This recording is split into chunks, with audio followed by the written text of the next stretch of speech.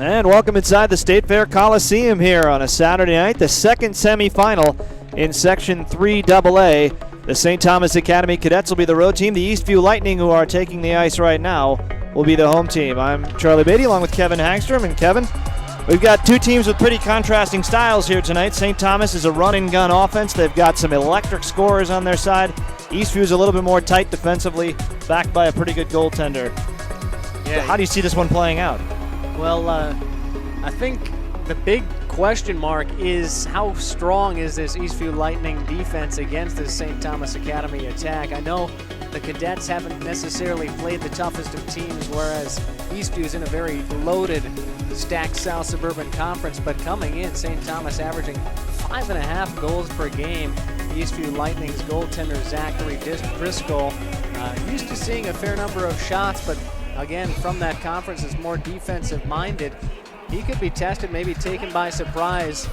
Talking before the outset of this game, of course, these two teams really have no history between each other, with St. Thomas Academy playing at 1A. So again, not being too familiar, maybe the offense ends up being favorable. And what we have here in terms of a section playoff game is a rarity, and obviously sections are changed around quite a bit all the time, but we have two teams here that went to the state tournament last year. Eastview, of course, was a quarterfinalist in the state tournament last year. St. Thomas, of course, is coming off back-to-back-to-back Class A state titles. They've moved up to AA this year. This is the section they were put in, probably the most logical place for them. And with the game we saw earlier, Cretin-Durham Hall and Egan, and if you didn't see it, Egan won it in overtime, and then you got these two teams. This is a wide open, maybe the most wide open section we have in the entire state. Yeah, you think about some of the other sections, Lakeville North, Edina's come to mind as just being such a clear front runner in their respective sections. I completely agree with that assessment. Where you looked at the top four teams, the four teams that were here remaining today, the two teams playing here and now at the Coliseum, all of them pretty similarly ranked in the 2A standings. All of them kind of beat up on each other with the exception of Cretin-Durham Hall, which went 10-0 in section play. So, yeah, it's real exciting to see how this game plays out, and then the winner of this one gets a pretty capable Egan team for that section final. And the first game of the day here was a thriller in terms of Egan and Cretin-Durham Hall 1-1 into overtime, and won with 41 seconds remaining in the first overtime, which is, of course, a shorter overtime, just 8 minutes, by Jack Jensen, a leading scorer for the Egan Wildcats, on a very nice move and a backhander to beat the Cretin-Durham Hall goalie. So they await the winners of this game, and, of course, Egan will play on Thursday night right here in this rink, but there's some business to take care of in terms of the semifinals right now. And what you can see is the Eastview Lightning being introduced, their starters, and then the St. Thomas Academy Cadets are all out there. There will not be a national anthem since this is the second game of the day here in this rink. But we talked about the firepower of St. Thomas Academy, and it's really led at the top by two juniors. Tom Novak, who is already committed, in fact, last year was committed to the University of Minnesota with 75 points on the season, 29 goals, 46 assists. Maybe even more impressive is that 15 of those points have come in his last 3 games. He has 3 5-point games running, including their first section game against Hastings, in which he had a hat trick in the third period and just booted in 2 assists to top it off. Cristiano Versic is his line mate and running mate. He's number 20. He's got 62 points on the year, 27 goals and 35 assists. There are 5 players for St. Thomas that would lead Eastview in scoring. The top scorers for Eastview are Mitchell Serrato and John Snodgrass, 31 points apiece. Seamus Donahue has 32 for St. Thomas. Seamus Donahue is a defenseman. So this is a team that can really light up the scoreboard. That is not to say that Eastview is outmatched. It's just the style of game they play. Yeah, and again, we were talking at the outset, the difference is perhaps in who the teams that they're competing against during the course of the season. St. Thomas Academy in a little bit weaker conference overall against Eastview, so those numbers might be a little bit inflated, but we'll see. Novak is number 15. He'll take the draw for St. Thomas in the blue, moving from right to left. Brett Schweiger opposes him, and we are underway in the second semifinal here in Section 3AA. And going back behind his own net is Keith Muehlbauer, an offensive-minded defenseman for the Lightning. Flipped back out to center, and waiting for it to come down there is Tommy Hutzel. Hutzel into the zone, and the first shot on net on Matt Snow, part of the goaltender rotation for St. Thomas, and he kicks it aside easily. Here's Novak back the other way, trying to dance around the defenders, and it's held into the zone by Jim Dolan and thrown back down into the corner. Novak battling for it there. Comes back out to the point for a blast by Donahue, and that one's popped right back out. And here's Hutzel back the other way, and he takes a high hit from Donahue, who is a Division I commit himself. He's headed to Air Force eventually. Now here's Versich, the other high scorer we just mentioned there. It doesn't stop with those two either for St. Thomas, as we mentioned. They've got 5 big guns. Now playing it in the corner is Alex Brotzman. He's another one with 25 goals on the year. Taken away, and Mitchell Serrato, one of the leading scorers, plays it ahead for Cole Cooper, trying to dump it in for the Eastview Lightning, and it's stopped at the line. And moving back the other way is Zach Weir. And that one's slowly in on Driscoll. Held in by Brotzman, and he fires one right into the midsection of Driscoll. So both goaltenders have been worked here in the first minute 12, and a face-off in the Eastview end. Having been here for the first game, this game already off to a much faster pace. Both teams seem to be a little bit faster at skating than Cretin-Durham Hall or Egan were. Well, it seemed like the Egan-Cretin game, the intensity picked up as it went along, and it was very tense as they got into overtime. But it was a slow start as this one's dumped back into the zone by Max Schmidt on defense, and back to pick it up is Pierce Erickson, one of the captains for this Eastview team. Erickson is trying to make his 5th state tournament across 2 sports over the last 3 seasons. He is also a soccer player. Here's Brotzman in again, and he fires one into the pads of Driscoll. Driscoll, very good numbers on the year. Goals against average of just .203 and a save percentage of 93%. This will be icing against Eastview as it's fired all the way down. A little bit different story at the other end for St. Thomas. Matt Snow, who has played less than his counterpart Charlie Hallett this year. Hallett has started 15 games, Snow just 10. But Snow does have the better goals against average and did start in their win over Hastings in the quarterfinals. He stopped 16 shots in what was an 8-2 win. Yeah, Snow playing a little bit more down the stretch and going with the hotter hand, if you will. And why not? Another long shot, easily steered aside by Driscoll. Of course, the St. Thomas goaltending tandem is replacing David Zevnik from last year, and Zevnik was a rock in their net. Now moving it ahead is Nick Hodgen. Comes back out to the point for Muehlbauer, trying to dump it down low, and it's flipped back out to center. Racing onto it there was Nevin Gupta, and Eastview controls it neutral ice. Dumped back in, no icing here as it's waved off, and back behind to pick it up is Brian Hurley. Hurley reverses field, comes back into the near corner. Eastview trying to set up a forecheck, and it's banked off the boards and picked up by Charlie Johnson at neutral ice. Johnson burning into the zone, trying to cut to the net, and he goes right over top of Driscoll. And the puck comes out the near side, and nothing is called either way as Muehlbauer trying to go end-to-end now. Muehlbauer from defense trying to ward off Donahue with the right hand. Takes it into the corner, and he's pinned to the boards there as Donahue and Novak are right on top of him. And he gets a little help from Jake McLaughlin down low, number 20.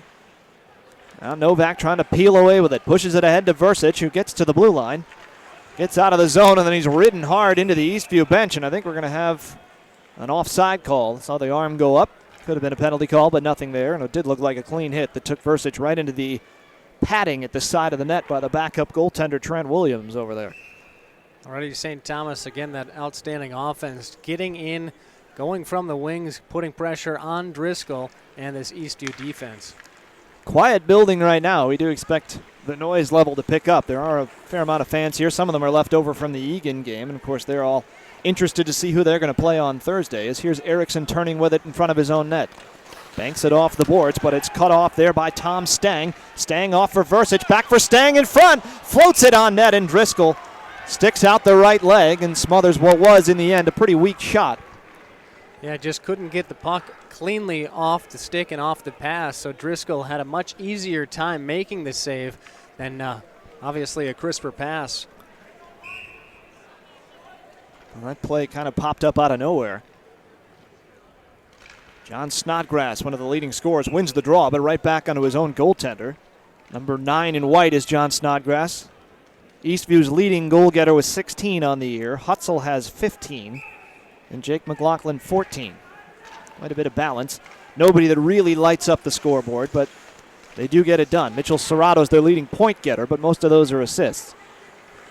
He's out there with Snodgrass and Cooper on this forward line. Here's a takeaway in front, thrown from a shallow angle. Comes back out to Brotzman, and the pass in front was spiked away. And we go back the other direction with Snodgrass and Weir going back for it. Weir goes high off the glass. Cut off by Serrato, who runs into the referee, and it's a big pileup over there. Some demolition derby being played in front of the boards. Snodgrass has it on the far side, goes back out to the point. Mike Stillings will throw it back behind the net. Weir hustling after it with Cooper. And eventually it comes free. And out of the zone comes Peter Tufto. That one's in on Driscoll, and he'll just cover it up as hard charging onto the net was Josh Hallam, number 22. 5 shots to 1 in the first 4 minutes plus here in the first period. I know the Lightning are a defensive-minded team first, but I don't know that they want to be pushed on their heels this much this early on. Shot by Dolan goes high into the glass. Charlie Johnson, who made the cardinal and sometimes hilarious hockey player mistake of coming out into the ice with one skate guard on when the teams came out. An embarrassing moment for him, but he has a decent chance to finish the night better than it started. Now here's Dolan peeling with it behind his net. Ends up kicking it along the wall. Picked up there by Gupta, and he's pinned to the boards. Gets a little bit of help from Jason Smallage, number 3, the defender. And Gupta from his knees fires it out of the zone. It's going to go all the way down for icing. So this one's still trying to find some personality here with a little less than 5 minutes gone in the first period. 12-12 to play. For Eastview, trying to go back to the state tournament for the second year in a row. It had been a 12-year absence before that. 2001 was the last time they went, as an opportunity in front by Tommy Hutzel was blocked. Now here comes Novak with speed through center ice. This is not what you want to see if you're a Lightning fan. They lost control of the puck, and he was helped out there by Brandon Kukowski, number 6, back on defense. That shot is blocked, comes right back in front, and a turning shot by Stang is steered away by Driscoll. Back the other way comes McLaughlin, gains the line, driving wide, and fires one in on Snow, and he has to make a save for the first time since the first minute of the game. Face-off will be in the St. Thomas end. Tommy Stang's had a nice start to this game. A couple opportunities, mistimed pass, a feed down in the low slot, and they're getting a rifle of a shot in on Driscoll. Made a nice save. Well, Stang has just 5 goals on the year, but he's got to feel like he won the lottery being out there with Novak and Versich. Clearly St. Thomas's top line, and you're going to find yourself with some opportunities when you're out there with players as talented as this. Not to discount Stang in any way. Here's Novak going out to the point. Long shot. That was loose in the crease. Driscoll can't find it, and they try to jam it in. The net comes loose, and the referee blows the whistle. Well, the shot came from the point from Dolan, and then you could see it trickle behind Driscoll there. And after that, it got lost in a pile of bodies. Fortunate for Eastview that the net came off its mountings because, again, Driscoll had no idea where the puck was. Moved to try to figure out where it was. You see it bleed through the 5-hole, and then it was a mad scrum after that. You have to think that the puck ended up somewhere that would have been in the net had the net not been off, because just gravity's sake. Most definitely. It was still traveling toward the goal line. Pinned into the wall is Broadsman. He's got the puck in his stick as he's held there by Tommy Hutzel. Fanning on it at the point was the defenseman there. That was Max Schmidt. And back the other way comes Cooper. Off for Snodgrass. Throwing it in front for Serrato. And he couldn't get it as he spiked it just wide on the near side. Now back out to the point. And having to hustle to keep that one in was Mike Stillings. Back to Serrato. And that one's a shot eventually from Hutzel that's smothered by Snow. Lightning offense got a shot. A bit of adrenaline there. Nice rush coming in. Serrato almost timed that one perfectly, and now keeping the pressure on this St. Thomas defense. Cooper takes a tumble on this one. The puck comes back to him behind the net, threw it in front, but it came to a St. Thomas stick first, and now it's pushed back out to center. Josh Hallam trying to burn through the zone. This one's going to float in on Driscoll, and he'll just cover it up with Hallam lurking right in front. That play for Eastview is in reverse. Usually it's Serrato the playmaker and Snodgrass the scorer. That time Snodgrass set up Serrato, and he just couldn't extend enough to get to the puck. Well, maybe Snodgrass is so used to scoring, not quite used to setting up his teammate there. Johnson trying to win the draw forward, and he ends up running right into Mike Stillings, who takes him down. And now back the other way comes Cole Anders. Anders takes a tumble hard into the boards. And behind the net to pick it up is Cole McDevitt, trying to spin it out in front, picked up there by Vic Rhyme, and it comes back out to center. Evan Gupta Playing it in front. Driscoll will spin it around the boards. Hodgen is there, and it goes back behind the net again. 2 into the wall to get it as Stillings pins his man into the boards. Now Rhyme throwing it in front. And eventually poked away, and it's out to Jason Smallage, who plays it across for Brian Hurley. Hurley throwing it in deep. Erickson's going to be the first one to it. Novak pressuring hard. Erickson pushed it forward. Eventually it just bleeds out to neutral ice. Brett Schweiger was trying to chase it down. But now here's Stang again, off for Versich. Versich tried to leave it for Novak, and now it comes back to Donahue, and he'll just flip it into the zone, and that's going to be over the glass. And no netting here at the Coliseum, so if you're a souvenir hunter, the good place to hang out is behind either net. Last broadcast, Adam Rosso and I were joking, how many pucks do they have to bring to this section game, this site here, since there's no netting around versus another site? Muehlbauer off the draw. It's definitely a place where you need to have a gopher as there's an icing behind the net. Just get some fifth grader to hang out behind the net, collect pucks, and get them back to the official scorers table, which is right in front of us. You know, at Eden Prairie High School for football games, they've got a lot of kids helping out. A lot of football stadiums do that. Maybe, again, advance that to hockey, as you said. Well, most places, like you said, it's not necessary. But here, with a lot of room in between the boards and the stands, as Donahue plays it down low for Stang, trying to throw it across for Versich, and that was poked away by the defense. Nice stick there by Brendan Kukowski, number 6, who's tied up with Versich in the corner. Versich back to it, throws it in front. Muehlbauer blocks the shot. McLaughlin trying to get it back out to center, only as far as Stang. Good pressure here from St. Thomas. Versich going into the far corner, trying to poke it back, but there's no one there. And Muehlbauer back ahead for Eastview. Muehlbauer into the zone, and he threw a couple of players offside and then dumped the puck out of play again. He had Tommy Hutzel trying to do the splits here on the near side just to stay on. Yeah, a couple of mistimed plays there the last 2 times down for Eastview. In one situation, they turned the puck over just crossing their own defensive blue line. 3 players ran into each other, and there the missed time coming into the offensive end. Off the draw, here's Cole Cooper on a 3-game goal-scoring run that's got him up to double digits. Now back behind the net, Weir with a nice turn to get away from Snodgrass. Stepping up on the play is Stillings. That leaves the point open, and hustling after it is Tufto, and he left the puck at the blue line, and then it pops up over the Eastview bench, and we've got more retrieval duty. Anybody who's available who is outside the boards is going to be chasing down pucks all night. Most likely not going to be fans, because most of them are up a level, too. Well, it is a place where if you're sitting behind the net, you do have to be vigilant because some shots can deflect into the stands fairly hard, and I think everyone's kind of conditioned to have the netting in front of them, and it is not here. Yeah. We did see some rockets go into the stands in the Cretin-Durham Hall League game. No one hurt, fortunately. Here's Stillings on the near side. That's going to come back out to center for Weir. Cross to his defense partner, Max Schmidt. Schmidt has it at the red line. Laying it on for Brotzman. Trying to throw it across. Hustling to it was Rhyme. This one's thrown in front. It's going to come back out to the point. Hurley's going to have a long shot. That took a deflection and I think also bounced. And Driscoll stayed with it and smothered it. Throwing a frisbee off a flat surface. You got that nice ricochet, but a good save made there by Driscoll. Again, standing on his head a little bit. Not too many real tough saves so far had to be made by him, but again, making those sure-handed saves, not giving up rebounds out in front. And the one very scary moment with the puck trickling through, but they survived that, and he's got everything else. Now moving it ahead is Nick Hodgen. He'll just throw one from neutral ice, and Snow well out on top of his crease, and he'll smother that. And every save he's made has looked exactly like that, right in the midsection. And that's, if you're a goaltender, what you want to see in the first period of a game. Everything coming straight at you. You can get good sight of the puck.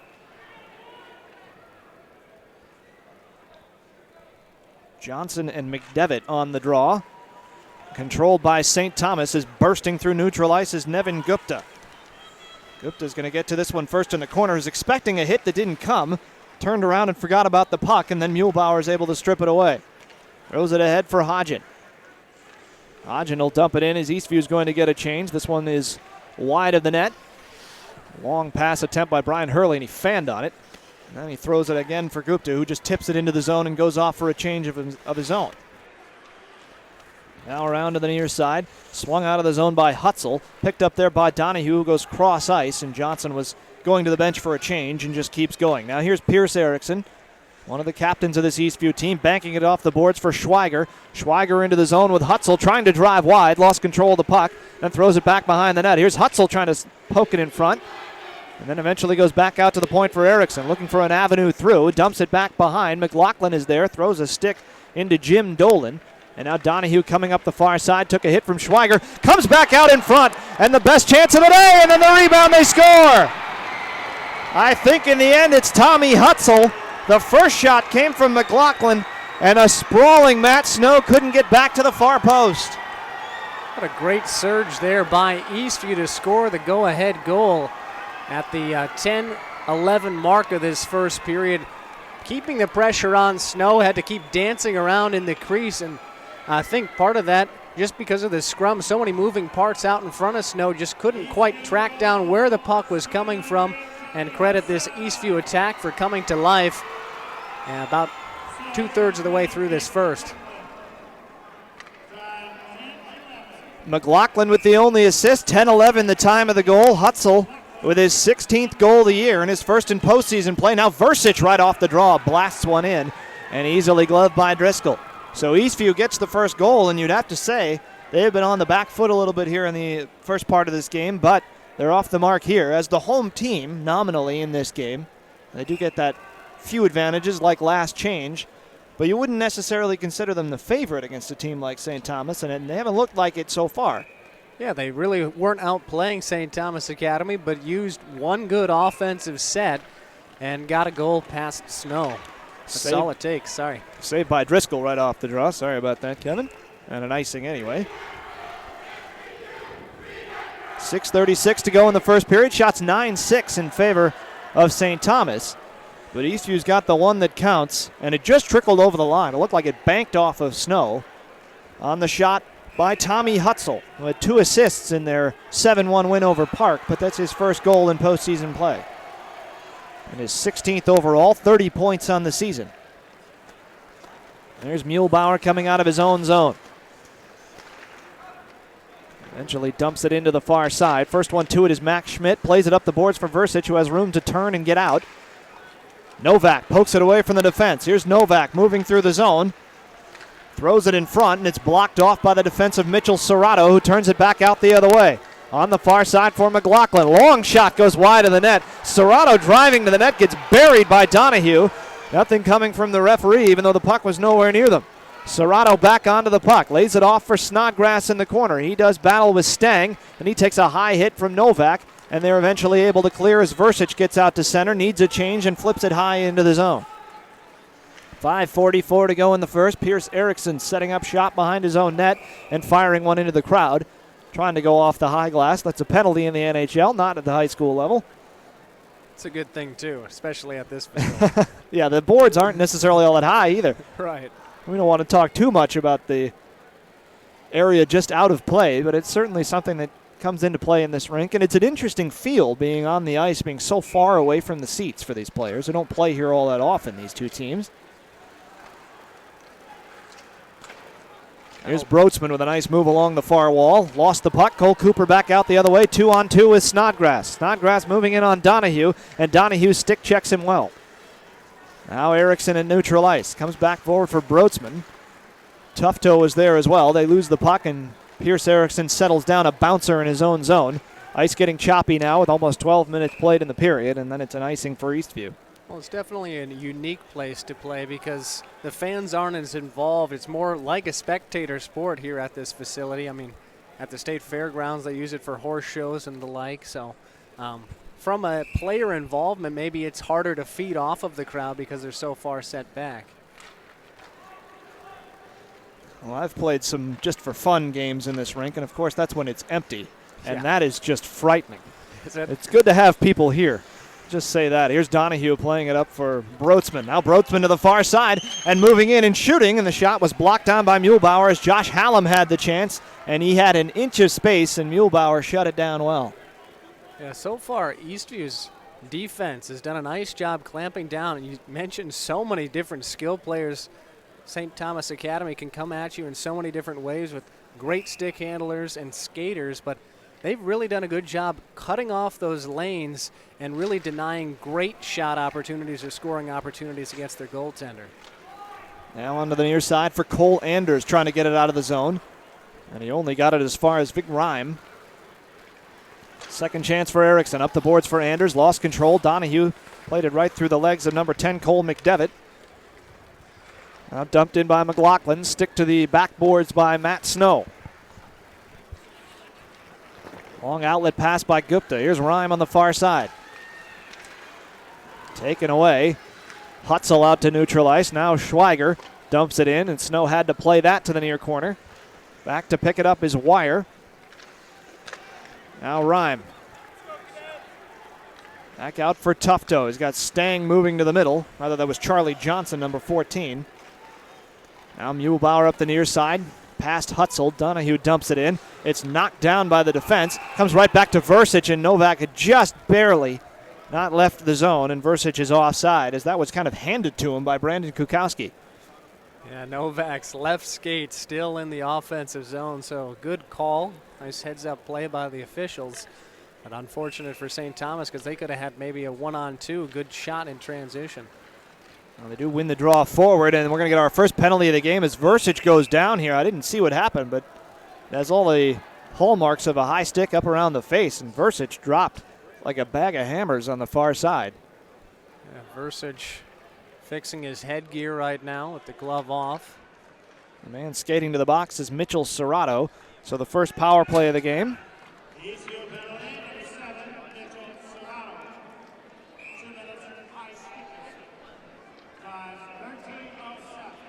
13:07 the time of the penalty, and St. Thomas goes on the game's first power play. And again, we lose a puck over the boards as Versich knocked it out of the zone, so the faceoff will come outside. St. Thomas on the season, 33% on the power play. Very good ratio. And that's exactly 33%. 33 goals on 100 chances. So here's Donahue. Peeling back with it. And the likely candidates, Tom Novak and Alex Brotsman, who are out there now. Novak with the puck, Brotsman right in front. Brotsman has 12 power play goals this season, and he gets hammered in front of the net, and he gets called for a hand pass. Insult to injury right there as Muehlbauer just buried him, and the faceoff comes outside the zone anyway. Oh well, can't fault him for trying. Well, I think he was just trying to bring the puck down, Yeah. And because he got hit, and of course that faceoff comes all the way back to the other end, so tough break there for Brotsman. But going back to what we were saying, Brotsman has 25 goals this year, 12 of them with the man advantage. Versich out there with Novak, Brotsman, Tufto, and Donahue. These are the 5 big scorers for St. Thomas, and as we mentioned, all 5 would lead Eastview in scoring if they played for the Lightning. Versich lost the handle on the puck. He's had a tough power play so far. And I have to reset again. Now Novak hits the line with some speed. Plays it to the middle for Brotsman. Wanted to line up the one-timer. Instead just cradles it. Plays it around to Novak in the far corner. Tufto and Donahue out at the point. 4 forwards out there. Donahue's the only defenseman. Here's Tufto trying to walk into a shot. Throws it down low. Pad stopped by Driscoll on a bouncing puck. Hutzel trying to poke it out to center. And Donahue couldn't hold the line. That one was very close. Remember, it's all of the puck over all of the line, and that one was very hard to see. We're not exactly on line with the blue line either, and the referee is. Or the linesman is, I should say. 49 seconds is all that's left in the Serrato minor for high sticking. And St. Thomas really hasn't gotten anything going yet. Yeah, they really haven't. Eastview's been able to hold their line pretty well defensively, and St. Thomas Academy, you've yet to see that high-octane power play get set up, try some offensive plays, and put shots in on Driscoll. Second power play unit's going to come out there now, which oddly features 3 defensemen. Stang and Johnson are the only forwards. And they're out there with Dolan along with Hurley and Weir. And they turn it over. Schweiger into the zone. He was able to kill a few more seconds, and then Stang overskates the puck. St. Thomas looks a little rattled right now Now here's Johnson into the zone. They're able to set up, but they only have 28 seconds with which to work, and they turn it over as Dolan couldn't get to the pass, and Schweiger throws it all the way back down. Yeah, mistimed pass there. Two players very closely set up against each other or set apart from each other. And Eastview able to just poke that puck all the way down. Brett Schweiger did that. And then Wire lost the handle coming across the blue line. 7 seconds is all that's left on the power play. Now they'll move in with Stang, but they're out of time here. Out to the middle, Dolan throws one on net, and that one's blocked aside. Rather, that was Hurley. And now Stang has it poked away. Serrato fresh out of the box and right onto the puck. Throws it across for Cooper. Snodgrass trying to join them late, and a big hit thrown on the far side by Hurley. Snodgrass trying to throw it down behind the net. Poked up by Hurley. Johnson trying to play it to the blue line. He's able to sprawl and clear the zone. Now across for Erickson. Eastview's going to get a change. Erickson will bank it off the backboards with 1:26 to go in the first period. Seamus Donahue. Long stretch pass there. He was looking for Josh Hallam. It bounces past him, and it's an icing.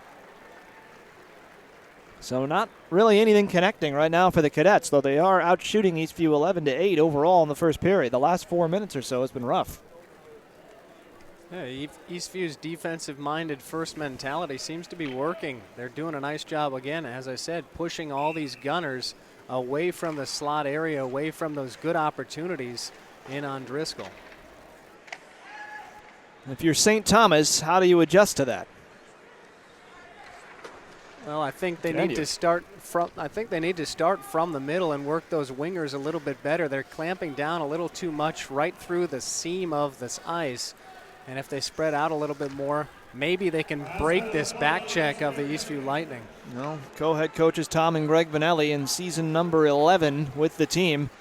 They've been successful every year. I'm sure they'll have some answers, and they've got 43 seconds, and then they'll be able to talk to their team in the locker room. This one's thrown in front, and Tufto was right there on the back post, and he poked it just wide. That would have made things look a little brighter going into the locker room at 1-1. Certainly. We are back to get it. 29 seconds remaining in the period. Long pass ahead for Broadsman. Broadsman still has it, trying to throw one through on the far side for Versich, and that one couldn't connect.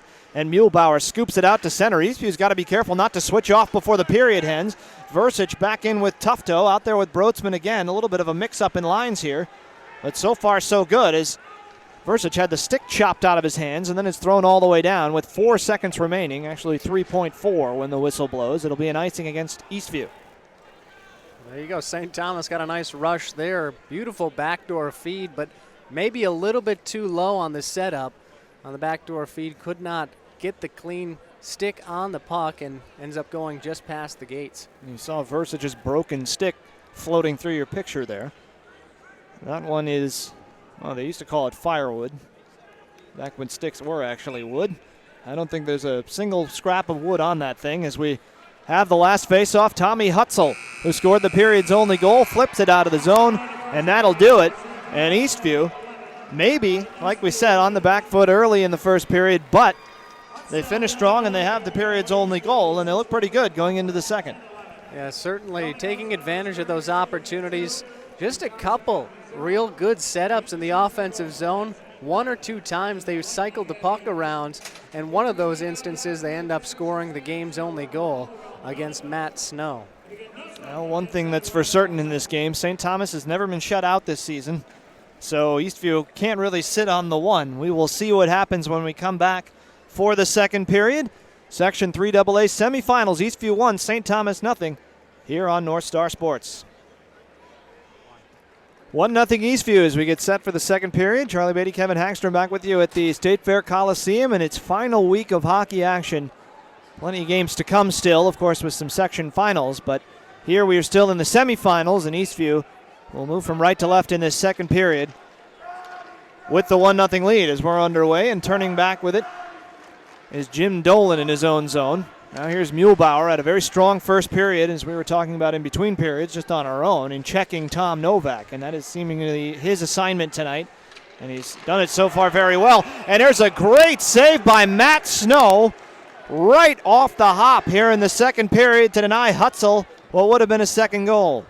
Hutzel came flying in there, beautifully timed pass from behind the gates, and somehow Snow able to pounce on that. His skates go all the way into the goal. It's like a leapfrog hop to make that stop.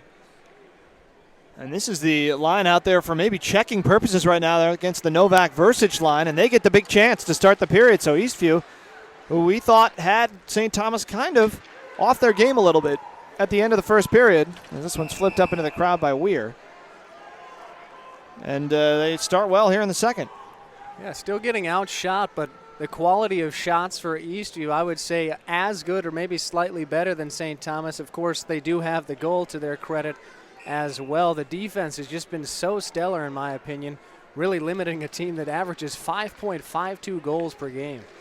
What we talked about with this St. Thomas team in between periods, again, kind of on our own, is that they are very young. They only have 6 seniors, only 3 of which really see significant playing time. And that is not a group that includes players like Novak and Versich. They're not seniors. Neither is Seamus Donahue. Some of their best players, they're a little bit younger. So how do they respond to this? Here's Novak bursting in, trying to poke it in front, and it's pushed away from him by Brendan Kukowski. Spun up the wall, hops the stick of Donahue, and his defense partner Dolan will have to go get back and get it in his own zone. Both teams will change, and Dolan just sets up behind his own net. Long change here in the second period. That's something to watch as the game moves along. Here's Donahue with a stretch pass. Novak is still out there. He's out there now with Broadsman and Josh Hallam. A long shift for Novak, almost a minute and a half here to start the second period. Eastview's offside, so this is a free out for Donahue, but they've checked back up now. Long pass goes all the way through everybody. That's going to be an icing with 15:26 to go in the second period. Bring up that good point about how the youngsters may necessarily have the same kind of mentality that the senior-laden Eastview Lightning might have, but also how often do you see them trailing 1-0 after one period? So certainly have the talent to get back into this game, only a 1-goal deficit. But right now, Eastview doing a nice job winning the mentality game and defensive battle as well. Shot by Snodgrass was gloved by Snow. And we talked about at the very end of the first period, St. Thomas has not been shut out this year. That extends to some players as well. Tom Novak has points in every game this season. So we've talked about how good he is all game long. And now here's possibly a breakthrough for Broadsman. Moving in, and he fired it over the top, and it just gets the top of the glass. And the net came off as well. And Driscoll, I think, took a shot there. I think he might have been run into. He's got his catching glove off and looks to be flexing his left hand. That would be scary for Eastview, a player they count on so much. Driscoll has appeared in almost every game this year, all but one. Looks to be fine. And Broadsman is left to lament a missed chance, but he's got another one here as some gloves and sticks go flying right off the draw. Somebody's playing without a glove, and it's Cole Cooper who moves in, and he's going to push it ahead. The one-handed man tried to drop one back for Snodgrass, and now it's back for Broadsman again. Now he'll try to float one in front as he had Tufto busting to the net. Couldn't get it to him. Now it goes back out to the point, spun in front. Snodgrass trying to poke it to the corner, nearly played it right back to Broadsman again. Broadsman trying to play it in front, right back to Snodgrass. Goes back out to the point. Hurley gloves it down and keeps it in as St. Thomas keeps the pressure on. Now Tufto peeling away to the far corner and spinning away from Snodgrass again. Hallam moves in and throws a check on a player who didn't really have the puck in Snodgrass. And now it comes back out to the point for Jason Smolich. Back to the far side for Hurley. He'll throw it back down low. Erickson's going to be back to get it, trying to play it away from Hallam. It comes right back to him. And then he dubs a clearance to the far side. Serrato moving in. But Charlie Johnson's off the bench as St. Thomas has gotten a change, and they've got the puck right in front of the net again. Still loose, and now it comes back out to Smolich at the point. Big pressure here from St. Thomas. Can they make it work as this one's deflected to the corner? Johnson goes to get it. He's got Rhyme with him. Nick Rhyme behind the net. Peeling back to the front, a broken stick over there on the far side. Cooper's been able to get his glove back, and he finally gets it back out to center and all the way down. No icing here, and back to get it is Smolich, who's going to throw it up quickly for Rhyme. And now this one is back into the St. Thomas zone. Here's Hurley laying it on for Johnson. Johnson moving through neutralized, took a hit there from Anders and just shrugged it right off. Goes back out to the point. No one there as they were changing, and here's Donahue. Long time without a whistle in this game, and most of that's been in the Eastview end. As Seamus Donahue now goes back behind his own net to reset things for St. Thomas. And they're going to get their big line back out. Here's Tom Novak with a little bit of room to move through neutral ice. Novak into the zone, trying to dance through 4 defenders. Poked away from him, comes back to Rhyme. Now back for Donahue, throws it across for Novak, trying to settle the pass down and threw it in front for Stang, and he couldn't connect. Now Versich along the far point, back to Donahue. Eastview really just hanging on in their own zone right now. Moving up for it was Dolan, and now they finally do get it out to neutral ice as Nick Hodgen will move it in, and he throws it right on net, and Snow has to cover it up with Muehlbauer charging in. Not a lot of end product there for St. Thomas, but quite a bit of zone time. Yeah, they didn't get the results they were looking for with an obvious goal, but still this could really pay dividends down the stretch in this second period, even into the third period, as they kept the Eastview Lightning line out there for seemingly forever and getting tons of opportunities, maybe gaining that confidence that they perhaps were lacking over the course of the last couple minutes of the first period. Here's Stang. Playing it behind the net for Donahue. Now back for Dolan again. Couldn't quite handle the puck. Now he's pressured by Hutzel. Spun right back out in front. Kind of dangerously there by Stang, but there was nobody around. And Donahue flips it back into the zone where it's gloved down on the pop fly by Driscoll. We saw that opportunity as Novak was trying to feed Stang a couple moments ago down on the Eastview defensive end. And how much of that do you think is that Stang doesn't normally play and team up with Novak? Maybe there was some missed timing there, or could that have just happened with anybody, you think? Well, it was a tough chance, and he did have a player hanging right on his back, but we'll see. I mean, this is likely a new line combination. Playing it up the boards there is Mike Stillings. Comes back out to the point. Schmidt dumping it back down low, and it squirts out the far side for Pierce Erickson. Chops it up the boards. Helping it along with the left skate was Mitchell Serrato.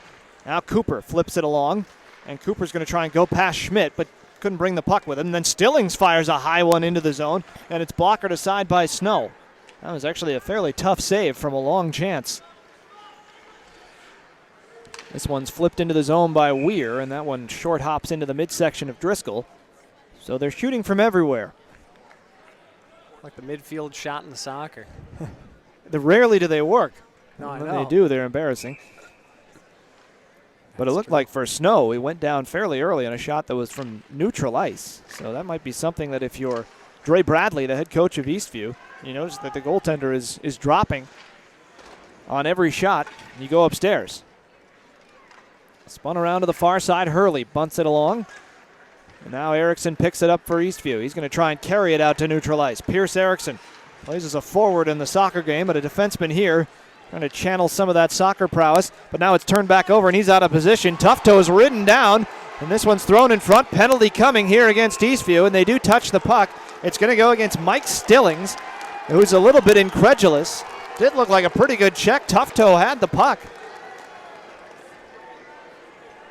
Not sure about the call there. Stillings obviously unhappy with it, and you hear some bantering and some complaints, some booing over from the Eastview side. A big opportunity now for a talented power play unit in the St. Thomas Academy Cadets.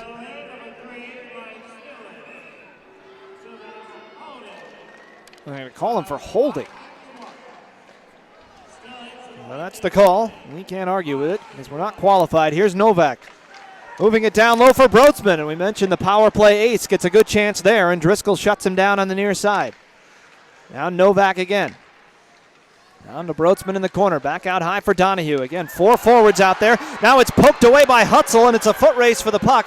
Hutzel's going to win it, but he's not going to have any real angle at the net, and Donahue just rubs him out along the boards. Up there helping out on the pressure was Cole McDevitt. And then it's flipped all the way back down, and Snow has to stick it to the corner. Donahue has it there, and that's McLaughlin pressuring him. And now Versich back out to neutral ice and hits the line with some speed. Versich into the middle for Broadsman, trying to drop it off for Novak, and McLaughlin had his stick in the way. Now it comes back down low again. Tufto peels away to the corner. Back out to the point for Donahue, patiently along for Novak. 1 minute gone on the power play. Now back out high for Donahue. Trying to throw it down low for Broadsman. Threw it to the far side for Versich, and he dubbed his shot. Now it's pinned up behind the net. Kukowski trying to dig it out. Broadsman will get it back to Novak. Along the near side half wall. Out for Donahue. He'll try the direct route through the middle, and that's blocked down by Schweiger. 40 seconds remaining in the minor. as it's Stillings waiting nervously in the box. Here's Novak throwing it down low for Broadsman right through the crease. And then it's poked away on the far side and hammered down by Muehlbauer. Great opportunity, but Cristiano Versic couldn't get to that backdoor side to slap that one in. St. Thomas Academy, after a bit of a timid start to this power play sequence, has done a nice job closing it out. Much better than their first outing in the first period, where they really couldn't string any passes together. Erickson and Novak going to the backboards. Now Novak out in front, throws that one high off Driscoll. He didn't know where it was, and it came out the far side. Novak has it again. Minor penalty is ending now, and Stillings is going to have to hustle out of the box and get back into the play. And he nearly went straight to the bench. It's poked in front, still loose, and then it's dug out by Cole Cooper, and the net is off behind the play. And Cooper is a little frustrated with that because he thought he had a good out of the zone, but the net did come off as a big pileup right in front of Driscoll.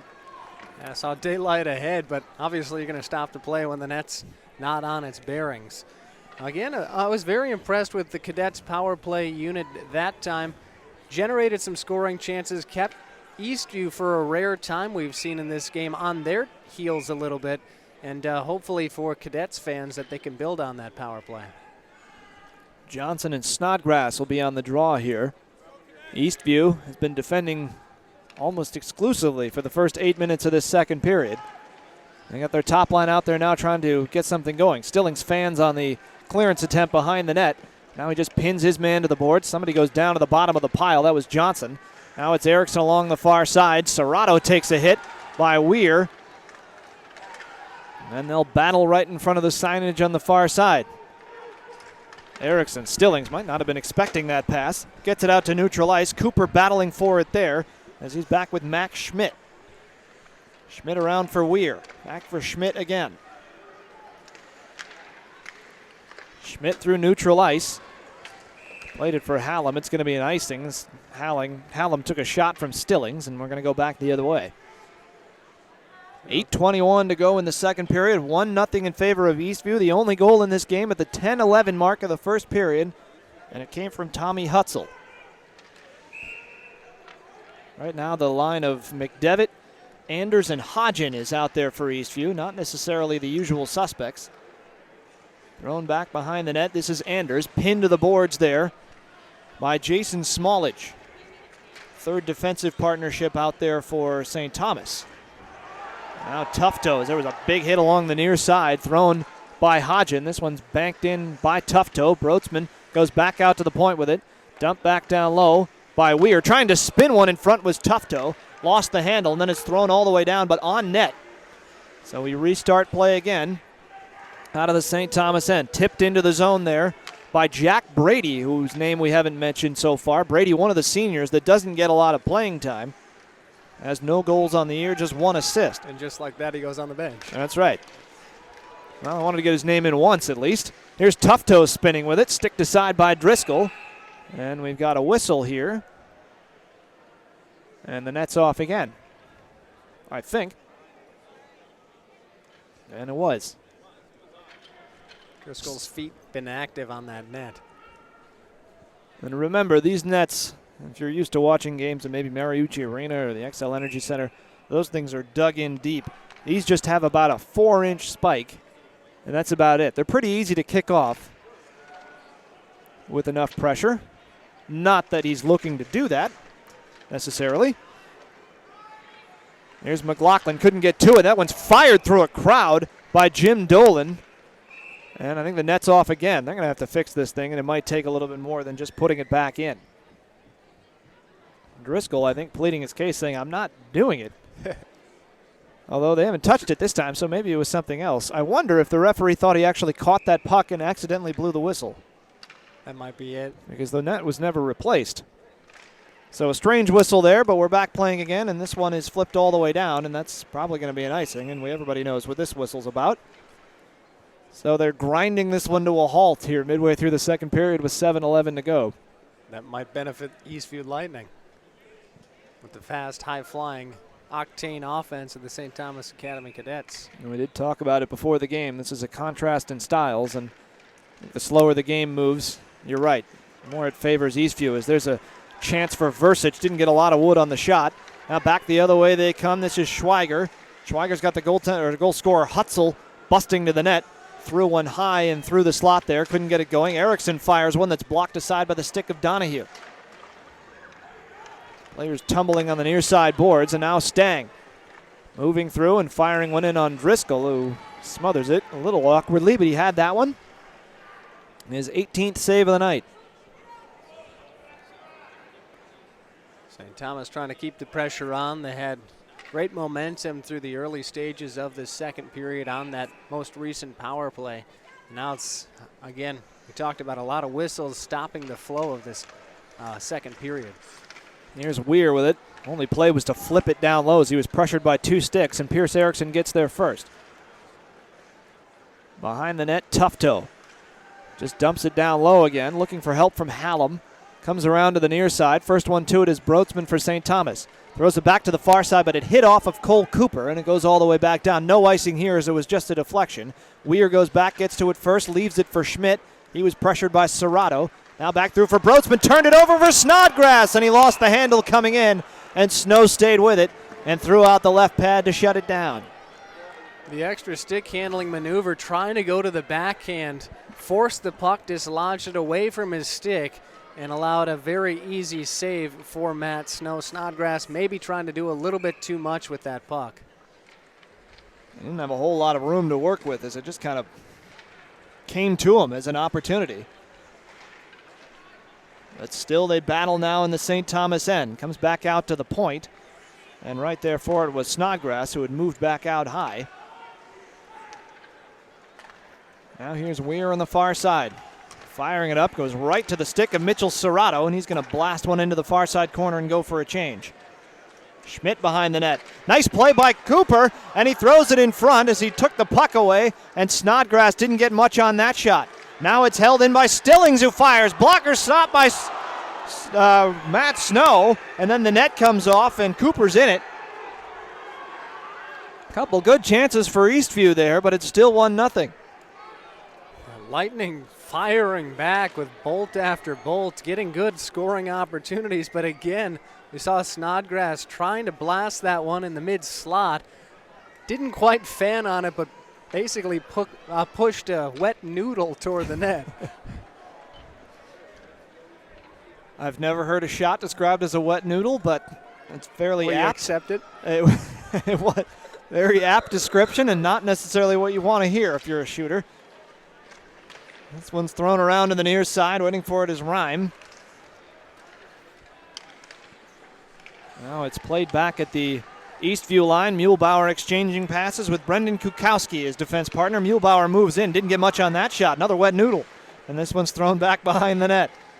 Here's McDevitt throwing it in front. Hodgin was there and overskated the puck. This is the third line for Eastview. And then McDevitt trying to forecheck Novak. Went down. Novak trying to go coast to coast, and he loses the handle and just goes right back and picks it up in the corner. But he's pinned to the boards by Kukowski. 4:53 to go in the second period. Still 1-0 Eastview. In what has been a fairly quiet arena, the St. Thomas fans behind us are waiting for an opportunity to erupt. Haven't had one yet, but they're going to get their third power play of the night as Muehlbauer broke his stick and took a penalty there, tripping Nevin Gupta. Well, they're going to call it a slash in the end, but either way, St. Thomas about to go on the power play for the third time. And not only that, it should be Keith Muehlbauer going to the box, and that's a key cog for Eastview. Yeah, that's exactly what I was thinking. You said it perfectly. Muehlbauer has been their shutdown defenseman in this game so far, limiting Novak and the star power that is the St. Thomas Academy attack. So if he's going to take a seat in the sin bin. No, he's just getting a new stick first. So as he makes his way to the sin bin, a big opportunity now for STA, and we'll see how Eastview responds defensively now without one of their stars. And really, they've only been playing 4 defensemen all night. So right now, it's going to be Stillings and Erickson. And the only other option right now is Kukowski. They'll have to try and get through without their best defenseman. There's a stop by Driscoll. He can help out a lot if he does his job. Now Novak moving it out high. Broadsman trying to peel in front, threw it through the crease, and Versich couldn't connect on the far side. Looks like a set play from St. Thomas. They've tried it a couple of times. And Versich has been late on each time, too. Now Versich throwing it back out high. Donahue goes through the crowd. Standing Driscoll blocks that one to the corner where Versich has it. 30 seconds gone on the minor. Muehlbauer in the box. Novak, head fake there. Didn't throw off Snodgrass. Novak gets it back, loses the handle, gets it back again, takes a chop from Snodgrass. Broadsman throwing it in front. Versich stopped by Driscoll. That time the play worked and Driscoll knew it was coming. It was a great save by Driscoll to get down into a butterfly stance and push that one aside with the pads. He was standing up trying to see over the top of his own defenseman. Now here's Novak again. Trying to go around the defense. Stillings shuts him down and they clear the puck, and the power play now under a minute. 55 seconds remaining in the minor to Muehlbauer. 3:29 to go in the second period. 1-0 Eastview. Making the Tommy Hutzel first period goal stand up. Now Versich busting through the zone. Erickson keeping a close eye on him. Throws it back for Tufto, and his shot was blocked down by the defense. Now Donahue. Back off for Versich again. Stick handling around the crowd. Fires. Pad stopped by Driscoll again. Great stick handling there by Versich. Now Novak fanning on the shot. Cleared out to neutral ice by Hutzel, and a foot race with a little bit of a tired Donahue, who's been out there for 1:40, but he's able to win it and clear it ahead. Icing here against St. Thomas, as they say Johnson didn't get a stick to it, and that gets a clap going from the Eastview fans across the way. Lots of pressure again applied by STA on this power play, but still nothing to show for it. I mean, at some point you got to think, and if you're the head coach, you say to your players, hey, something's going to work if we keep the pressure on. So 15 seconds remaining on the minor, and the faceoff one back to Hurley. Second unit out there right now. It's Hallam along with Stang and Johnson. Not really a power play unit, and now the power play is over. Trying to throw it in front there was Dolan. Smothering it is Driscoll. He's got 22 saves on the night with 2:34 to go in the second period, and he's starting to become the story of the game. Yeah, Driscoll's been so outstanding, even helping his team out there with Muehlbauer in the box. That might have been the best defensive stand of the game. Again, without their top defenseman, Driscoll making time and time again great saves. Snodgrass and Johnson. Face-off controlled by Eastview. And here's Muehlbauer right back into the action ahead for Cole Cooper. Cooper to the blue line, looking for someone cutting in front, ends up throwing it behind the net. Serrato left it there. Snodgrass is pasted to the boards by Johnson. Penalty coming up here against St. Thomas, and for the first time tonight, Eastview will go on the power play, and they're going to call a hold. And Eastview, while they're not known for their offense, certainly not compared to the St. Thomas Academy team, have been very successful on the power play. So we'll see how they are as a unit, see if they're cohesive and can produce the game's second goal. On the season, 31.6%, 25 power play goals and 79 chances. Kukowski now. He's out there with Serrato, Snodgrass, Cooper, and McLaughlin. That's the power play unit. Kukowski around. There's a chance for Snodgrass. Snow was down, looked like he was out of position, and they couldn't get the shot through. Now Serrato back for Kukowski, walking the line, watched by Novak, throwing it through the crowd, and it bounces into the near side corner, banked off the boards by Donahue and down and out. Penalty will end before the period does. There's about 17 seconds difference. Here's Kukowski. Up the near side wall from McLaughlin. One of the captains has an assist tonight. The only assist on Hutzel's goal. Hutzel is out there now along with McDevitt and Schweiger. And the defenseman now is Pierce Erickson. Interesting that Muehlbauer hasn't played on the power play. This is a defenseman who has 29 points on the year. Trying to throw it in front was Hutzel. Now it comes to McDevitt. Muehlbauer's out there now and throws it across the point for Erickson. Down low, Hutzel spins it for McDevitt. Good puck movement here. Schweiger camping out in front of the net. Still trying to look for an option in front, and it hops the stick of Muehlbauer. 45 seconds remaining in the penalty. Now 1 minute remaining in the second period. Still 1-0 Eastview. No scoring here in the middle frame. Schweiger lost it off his skates, and it's dumped back in. Driscoll's going to come out to play it, and he will fire it up the near side wall, and he might catch two St. Thomas players out. They're 3-on-2 as they hit the line. Muehlbauer trying to go around the defenseman.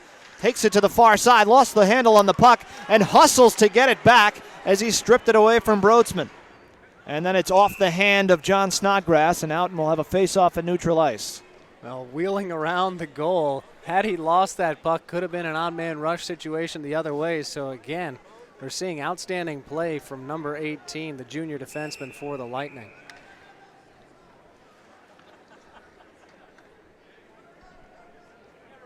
"18 seconds remaining on the penalty. And Tufto gets tossed out of the face-off circle here, and Broadsman steps in, wins it confidently. Now here's Kukowski. Even with so little time left on the penalty, they're out there with just one defenseman, Eastview.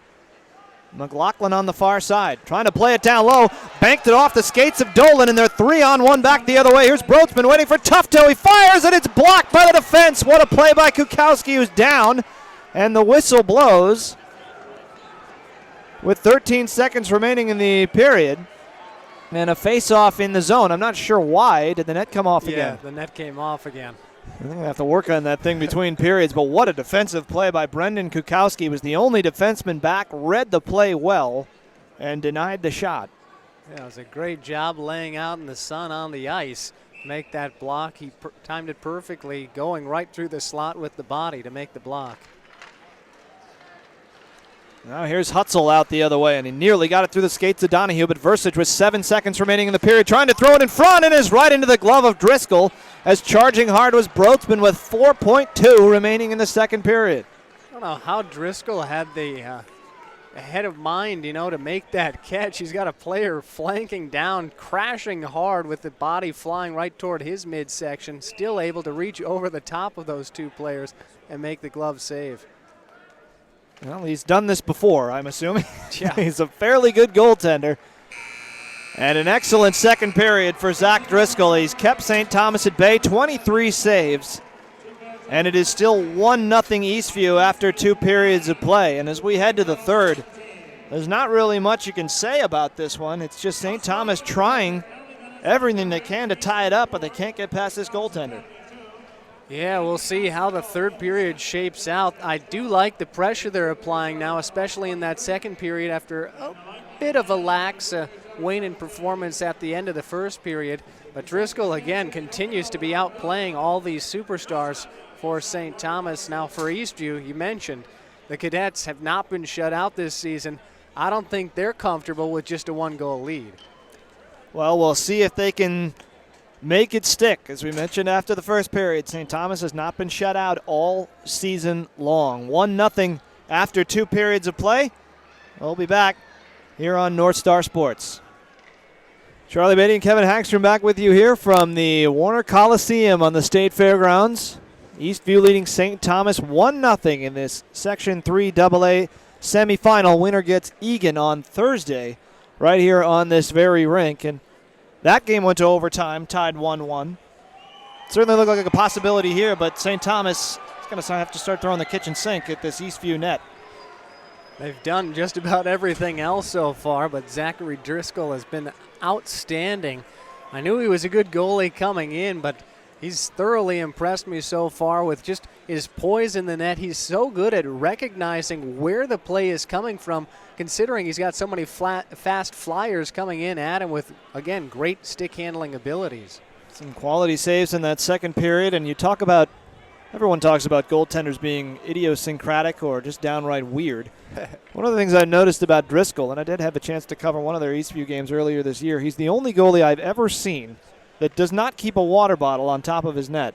And I don't necessarily see him skate over to the bench to take a lot of water during the period at timeouts, so to speak. He might be able to get a shot of it sometime during this period.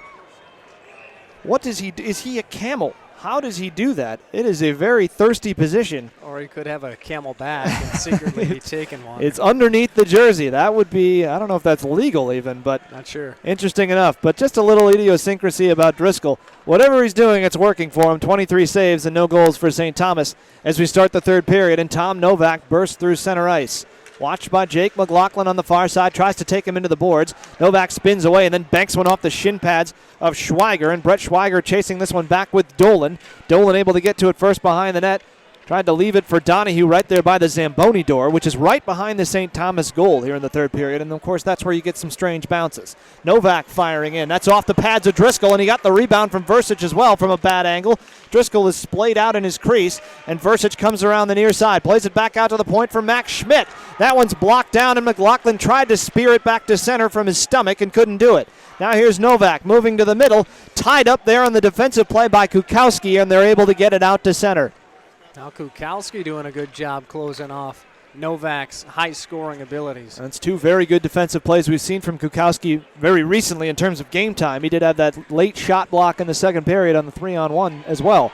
And ridden hard into the boards was Serrato. No arms go up. And then Versich is taken down by Snodgrass. Serrato takes a run at him. And Cole Cooper is able to keep it alive for Eastview and play it behind the net. Serrato has it there, the big playmaker for them. Now it's spun along the blue line by Erickson, but out of the zone, and Muehlbauer has to settle it down. Throws it to the near side for Serrato, who touches it in and goes for a change. Schmidt behind the net. Max Schmidt up the near side boards, tipped into the zone by Hallam, so no icing here. Erickson goes back behind the net, gets pinned there by Stang, and is able to emerge with the puck, and a nice deft play there by Pierce Erickson behind the net. Up the boards, and that's thrown off the official, and I think it actually hit the backup goaltender Trent Williams on the bench as well. So Williams gets one save on the night. The other 25 belong to Zach Driscoll. So the faceoff will be in the Eastview zone, still 1-0 in favor of the Lightning with 15:05 to go in the third period. Behind his net, this is Stillings. Trying to play it up the boards. Comes back out to the point, only as far as Jason Smallage, who threw one wide on the near side. Anders gets it back out to center before he's pasted into the wall by Stang. Now Stillings behind his own net. Banks it off the back wall. Erickson to pick it up there. Plays it ahead. Trying to get it out to neutral in doing so is Nick Hodgen. And then it's dumped in deep by McDevitt. And now here comes Hurley back out the other way for St. Thomas as Eastview changes. Ahead for Peter Tufto. The right-handed shot moves in and fires one just grazing the outside of the net on the near side. Muehlbauer went hard into the wall with Hallam on the far side. Now peeling back for it was Serrato, and he gave it away to Donahue, who did a nice move to spin away there from Cole Cooper, who was moving in for a big check and didn't get anything but air. Now back behind the net, here's Muehlbauer. Touching it ahead for Serrato. It went all the way through to Donahue, who backed out of the zone, so they were offside, and Muehlbauer will reset. Back with it through neutral ice. Will carry it on himself, firing one right into the glove of Matt Snow. Looked like it might have been going wide anyway. Yeah, it probably was, but maybe St. Thomas Academy needing a little bit of a breather, get themselves reset. They've been flying up and down the ice to start this third period, still looking for who would have thought their very first goal coming at such a difficult price so far. That one is not going to be credited as a shot on goal, so Eastview still doesn't have one here in the third period. 25-17 the shots. And now moving back with it is Brett Schweiger moving into the zone. That one will be a shot, and it's easily sticked aside by Snow. In the corner, McLaughlin roughed up by Donahue, and he gets help from the goal scorer Hutzel, who right now is the hero of this game. But still 13:30 left to play in a high-powered team that has scored in every game they've played this year. Nice poke check there by Muehlbauer as it was on its way to Broadsman. And now here comes Hutzel back the other way. Stick check by Weir, ridden down to the ice. That gets a mild shout from the fans across the way for Eastview, but no call. And then stepping into Novak was number 14, Erickson. Now Weir behind his own net. Comes out the far side, playing it away from Hodgen. And Weir speeding into the Eastview end, and he was thrown off a little bit by Anders.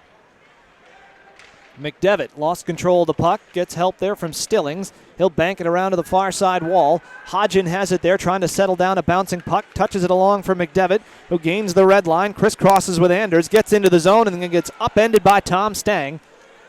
And peeling back behind the net with it is Max Schmidt.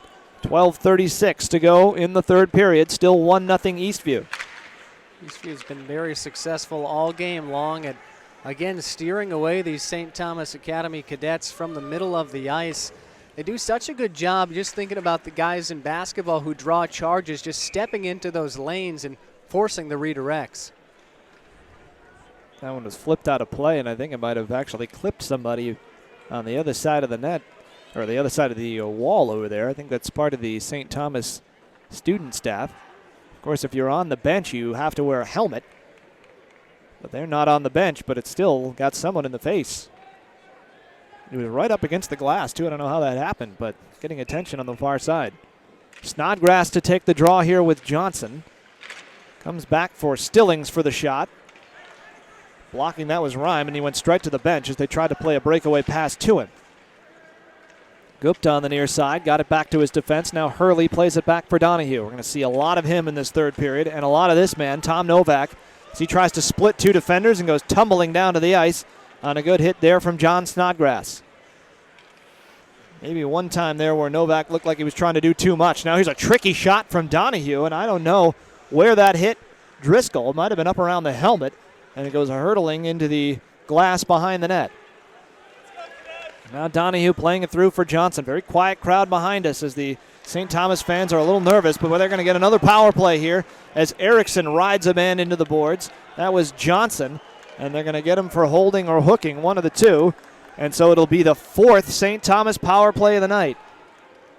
And with each power play chance so far, STA has improved, in my opinion. So maybe it will be finally the breakthrough opportunity for this Cadets offense that's been nullified by a strong Lightning defense thus far. Actually going to be a slashing call against Brett Schweiger. So I had the call wrong and the player wrong. It's fine. That's an 0 for 2. Mulligan. And the mulligan counts for everything you said in those few All right. seconds. That's a free out right there as we have the power play starting. This one's banged around the boards and unable to get it out of the zone is Brendan Kukowski. Now hustling to keep it in is Versich along to the far side for Novak. They've been getting closer and closer on these power plays, haven't they? And they're trying that same play again with Versich sneaking in on the near side. And of course with teams that, as we mentioned, haven't played each other in a long time, and we're talking decades, they don't have much of a scouting report, so you can go to the bread and butter. Here's Donahue. Cross for Novak. He's going to walk this one in. Brotsman couldn't handle that pass, and Versich was right there at the far post again.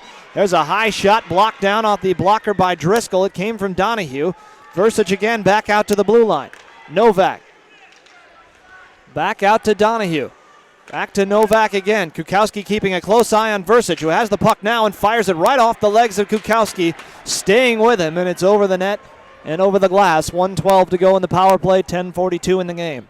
I really like this first line defense of Eastview. Kukowski moves so well.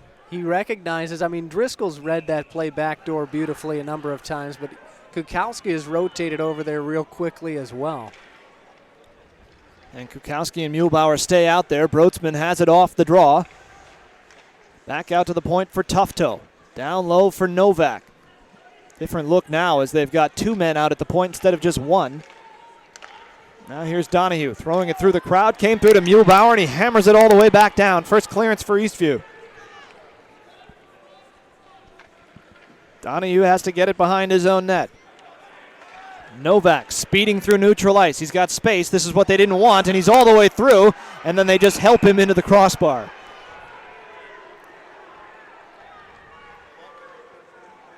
It seems always at Driscoll's end the net comes off the bearings. Well, that one had about 4 bodies leading on it, so you can understand that one. It's some of the others in the second period we weren't sure about. Referees aren't going to complain to the goaltender this time. 38 seconds remaining in the minor to Brett Schweiger, which was for slashing. Eastview trying to keep St. Thomas over on the power play and for the game. Tying up off the draw was Hutzel, and eventually St. Thomas controls, and then Hutzel pokes it along. Donahue pushes him down. Interference penalty coming against St. Thomas. Great hustle there by Hutzel, caused the whole thing. Yeah, Hutzel's done an outstanding job tonight. He's been one of those firecrackers in this game, creating some scoring chances, and there throwing his body in along the boards to force the penalty on STA's Donahue. I was 0 for 2 in the last penalty. I'll stake my reputation on this one that it's Donahue. Of course, he's already in the box, so there's not much to stake there, but the penalty will be interference. You can't place a bet after the event has happened?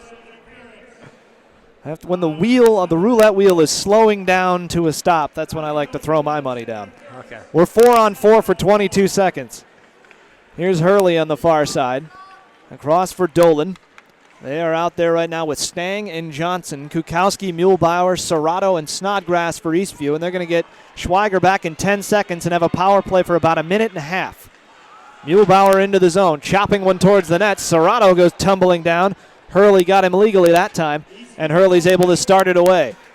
Stang, and he had to step around Schweiger, who came right out of the box with some ill intent, and he missed the check. And he may have actually pulled up on that, because sometimes you will see a player come out, throw a check, and if it's that close, they go right back into the box. So you don't know if Schweiger pulled up or if Stang just saw him at the last moment, but he avoided a heavy collision. Here's McLaughlin. Off for Kukowski. Second power play of the night for Eastview. They are 0 for 1.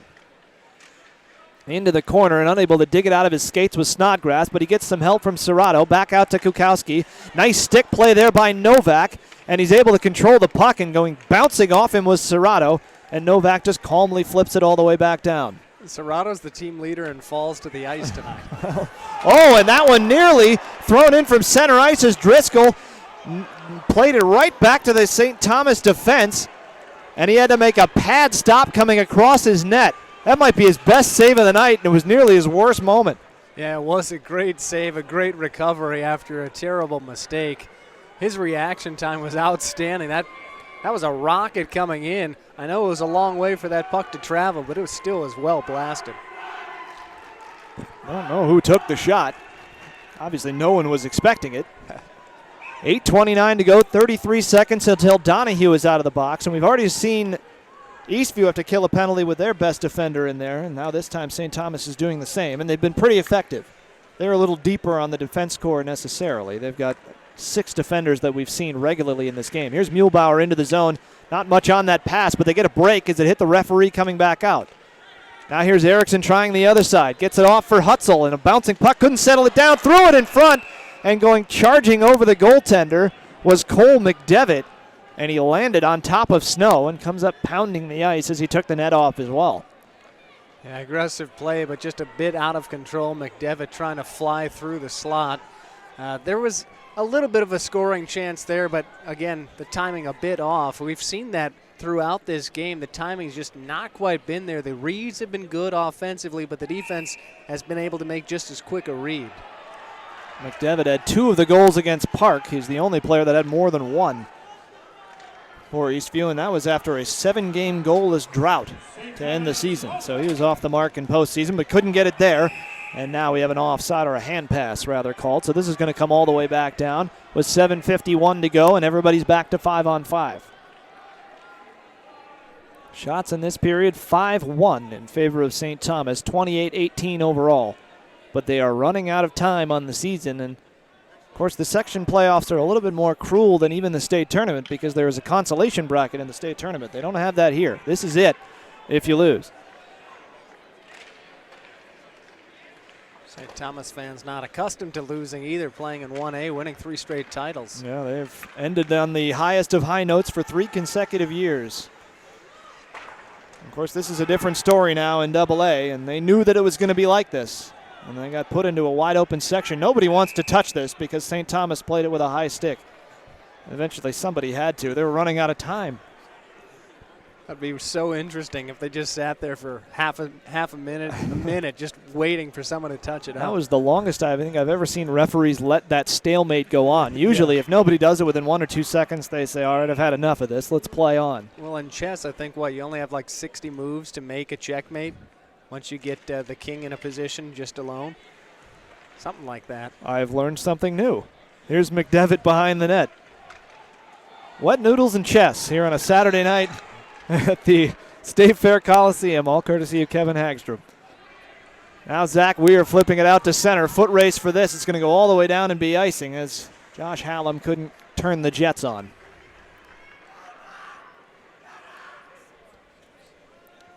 With 7:12 to go.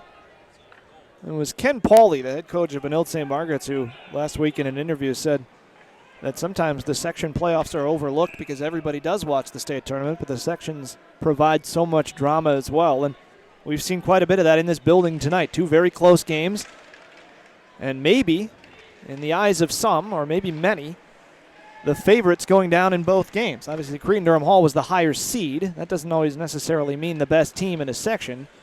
St. Thomas is the lower seed tonight, but they're the pedigree team, and they are losing 1-0. Yeah, and you're also bringing up a good point that section play usually draws out a few more rivalry games with some of the teams. I mean, these two teams don't have any history, but in other cases, there's plenty of history, whereas the state tournament, it's a whole smattering of teams across the state, so definitely plenty of intrigue in section play. And you can tell that these teams don't have a whole lot of history because we haven't had a lot of the animosity, but there's a good chance by Hallam.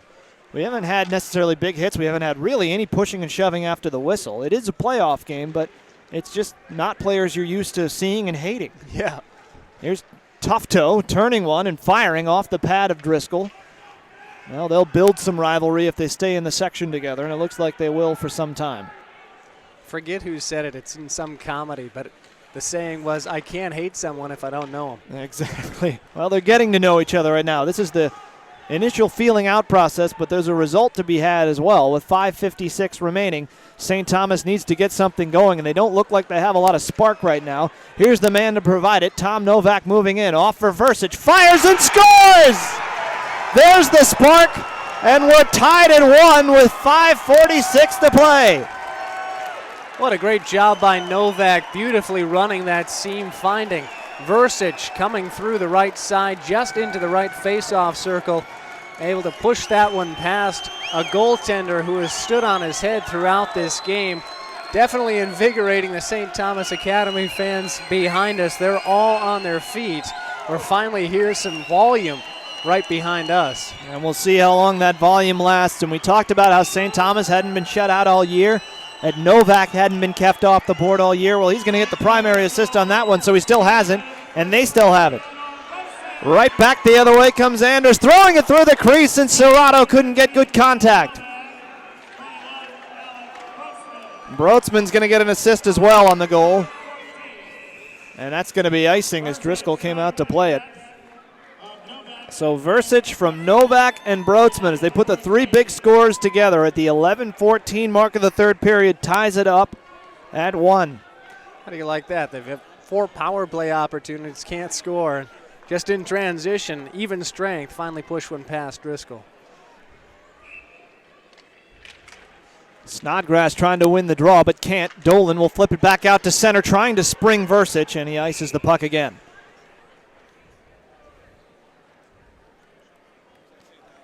So 1-1 the score with 5:22 remaining in the third. First game of the night went to overtime, tied at 1. Obviously plenty of time with 5 minutes left for a lot of things to happen in high school hockey, but we may have some more overtime drama tonight if things don't change. Here's Dolan laying it ahead for Brotzman. They're still out there, the three big guns for St. Thomas. That pass didn't connect. Moving in is Kukowski. You have to like the response by Eastview. They had a great chance right after that goal, and they just couldn't connect. Here's Cooper behind the net, getting a rough ride from the much bigger Novak. Eventually just throws him into the boards and then hauls him down. Forgot the puck, though. Serrato couldn't keep it in. Now Kukowski can't hold it, and here comes Brotzman. Muehlbauer's the only one back. Saved by Driscoll, and then Novak fans on the rebound. Third chance for Brotzman, couldn't get it in front, and then he throws it out to the point, and it's out to neutral ice. Eastview survives. They're trying to get a change, and coming back the other way, and offside is Zach Weir. Oh, big chance blown there by St. Thomas Academy. The line change coming in late for the Lightning. I'm surprised they tried to feed through that cycle and get a whole bunch of new players out on the ice. St. Thomas, unfortunately for them, came in offside.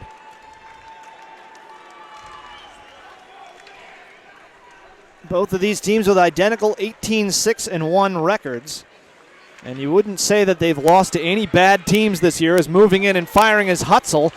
Big rebound given up by Snow, but they're able to clear it away. In fact, a lot of the teams that have beaten these teams are the same. They both lost to Burnsville. They've both lost to big teams like Prior Lake and Lakeville North, Hill Murray.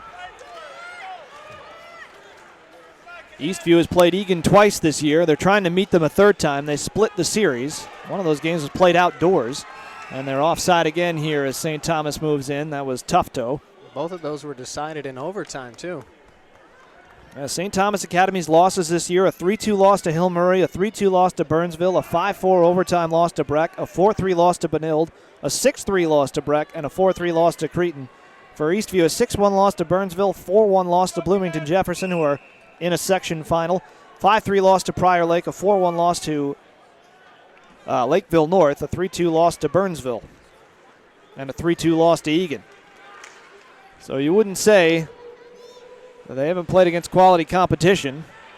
As now moving in is Snodgrass. That one pounced over the net. No one knew where it was, least of all Snow. And then a big hit thrown behind the net as Cooper went down.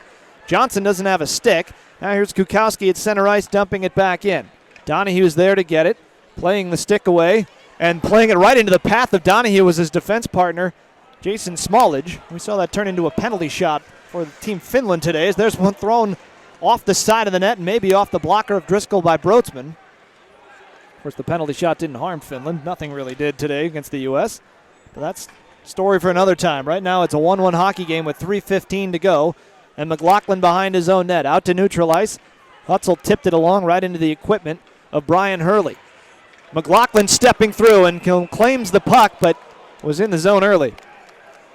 Yeah, couldn't quite feed that puck across the line as he came through. Seen a couple chances very close for both sides where they had opportunities trying to come into the offensive zone but came in offside. So 3:05 is all we have left. Eastview with just 2 shots here in the third period. St. Thomas with 8. And one of them went in off the stick of Cristiano Versich, his 28th goal of the year, one behind Novak for the team lead. And here he is on the puck again, but has it jackknifed away. Gets it back behind the net. Playing it in front for Hurley, and a block by Serrato, and he took that one in the skates. He's got to hop back up if he can because they're still in the zone. You could hear that block from where we're sitting, and Serrato is really in pain. Someone goes down behind the net. The puck's tied up, and Serrato's going to be able to limp to the bench. And getting up at the bottom of the pile is Peter Tufto, and he was on top of the puck. Oh, great job by Serrato giving himself up on that play, but that's the risk you take. It was a big-time slapper coming in from the left face-off circle. Almost immediately after it's released off the stick, it hits Serrato in the leg. So he's getting some attention over there on the bench. It looks like it's one of those where it just really stings and he's going to be all right because he hasn't really called for a trainer. But he did need to get off the ice, and they were able to get the puck frozen. Erickson now turns it over. Here's Hallam trying to throw it in front, and fanning on one was Stang. Now back comes McLaughlin. Throwing it across now. Hutzel sends it back to the far corner. McLaughlin has it there. Throws it around where it's picked up by Donahue with 2:13 on the clock.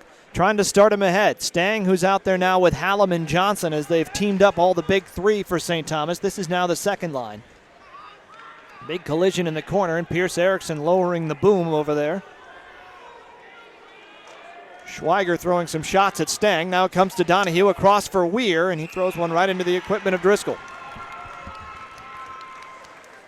Seeing a little bit more pushing and shoving now. Both of these two teams, of course, know what's at stake inside of 2 minutes at a tie game. Elimination game. The winner, again, advances to take on Egan in the section final coming up next week. And now they've seen each other and they know each other for 2.5 periods. The rivalry can begin. Broadsman out to Dolan. Long shot, and standing, seeing that through the crowd somehow as Driscoll makes the save in the chest. And that's a tough one because if it gets deflected down and you're still standing up, you're toast, but he read it well. Muehlbauer in the corner, able to peel away from trouble as Broadsman was trying to pin him to the boards. Now Kukowski ahead for McDevitt. McDevitt gains the red line and dumps it in around Hurley. Hustling after it is Cole Cooper. McDevitt, interestingly enough, taking the place as there's a hand pass against Snodgrass of Serrato on this line. Snodgrass and Cooper and Serrato have been a line all night. Of course, we mentioned just a moment ago, and you probably saw it, Serrato blocking that shot and hasn't left the bench yet.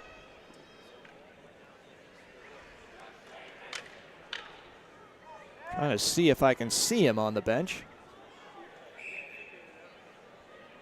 I don't know if I can right now. There he is. He's at the end, but took a shift off at least. That's a player they need. Their leading scorer coming in. They've got to try to conjure up one more goal to win this one, be it in regulation or in overtime, which is now 82 seconds away. And finally a chant comes up on the far side of Let's Go Eastview. And we're going to see the noise level pick up if we do go to the extra session or even now in this final minute. Here's Broadsman into the corner. Watch there by Erickson. McLaughlin has it now, trying to get it out of the zone. Flips it to center. Hustling onto it was Hutzel. Trying to go around Donahue, who pulled him down. No penalty coming. And that gets the Eastview fans up in arms. All the way down, no icing here. Stillings with it. Leaves it behind the net for Pierce Erickson. 48 seconds to go.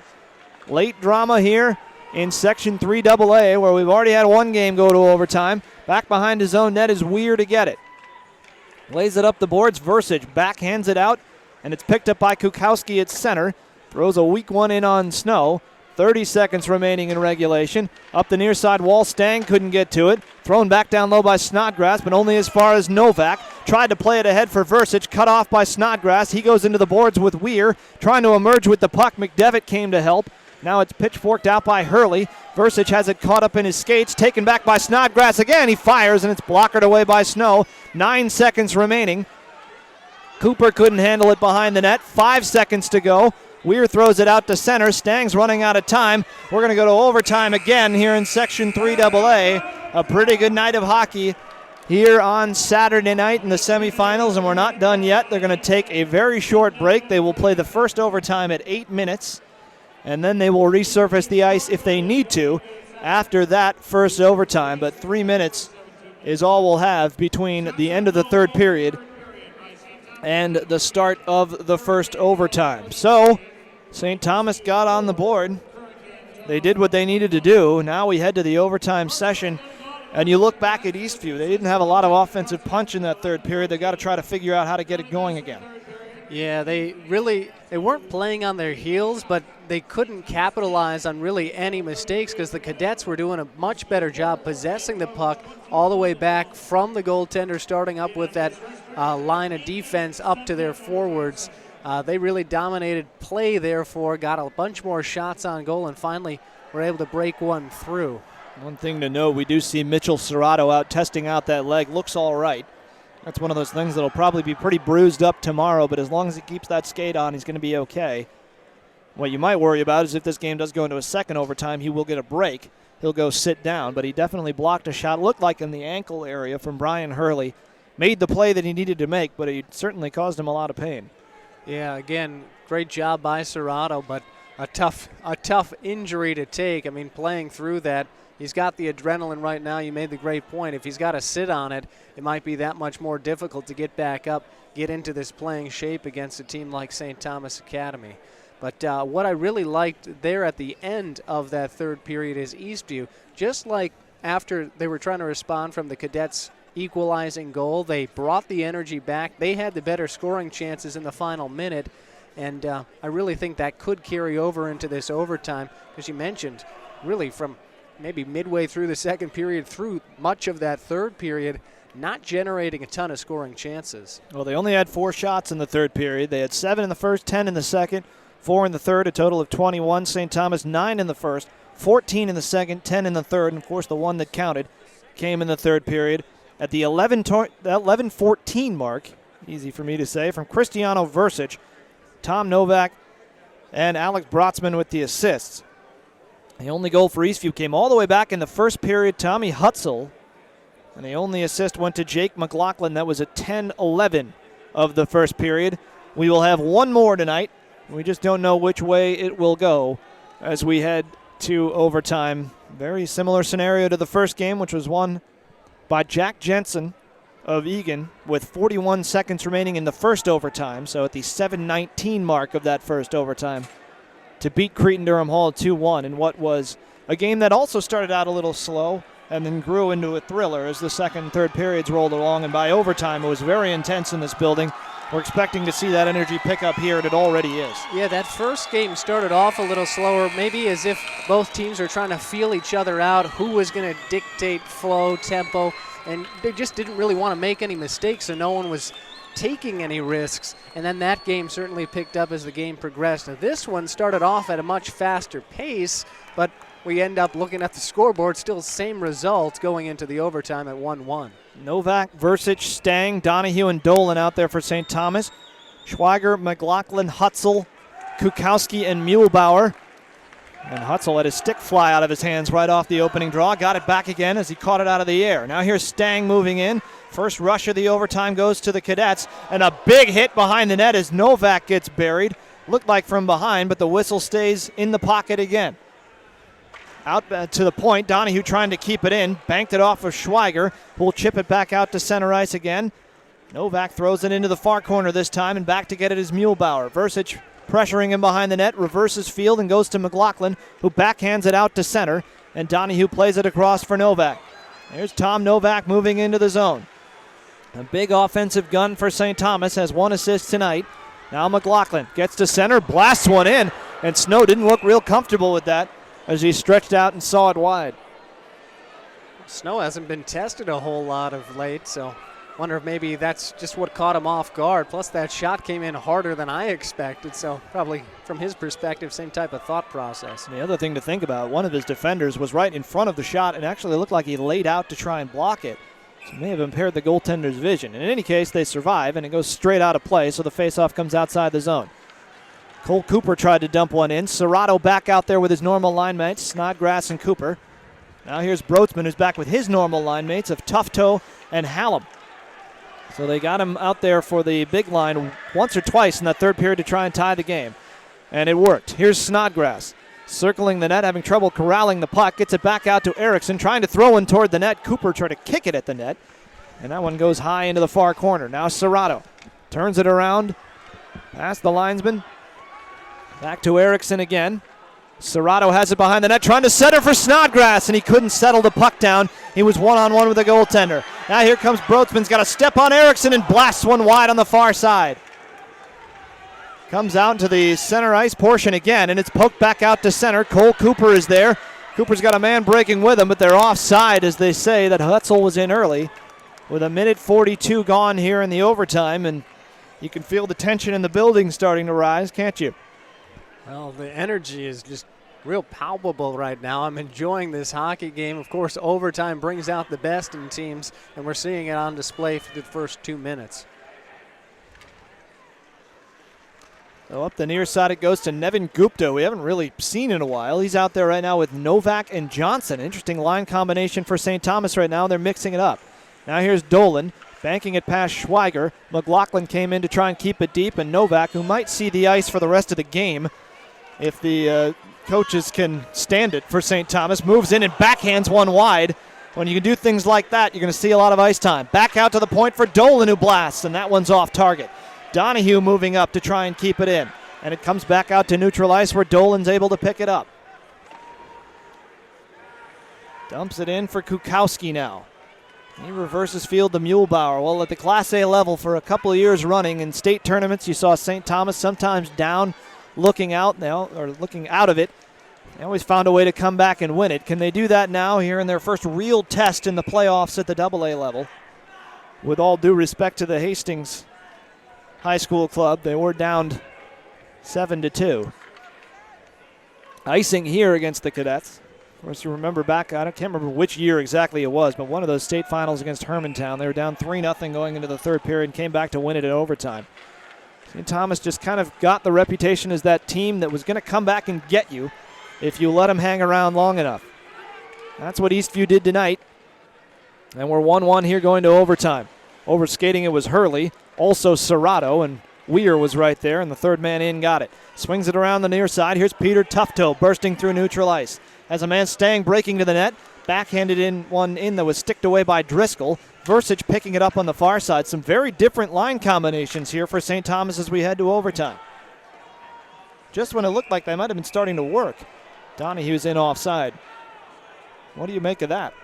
I don't know. Maybe it might just come down to the freshness factor. Maybe some of the players are a little bit more fresh than others, so they're trying to get those guys out onto the ice a little more. And if that ends up misaligning the pairings and the offensive line, then so be it. Well, that's the one thing you have to think about. As we move through the overtimes here, the longer this game goes, Eastview doesn't play a ton of guys, especially only 4 defensemen. Here's Brotzman with a chance. Now here's Dolan, lost the handle and is able to get it back, and then it's poked back out to center ice, and there's Hutzel, and the puck just finds him.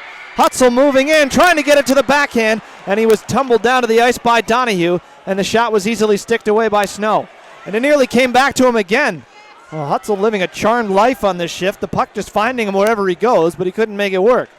Now here's Donahue. Eastview getting a change on the far side.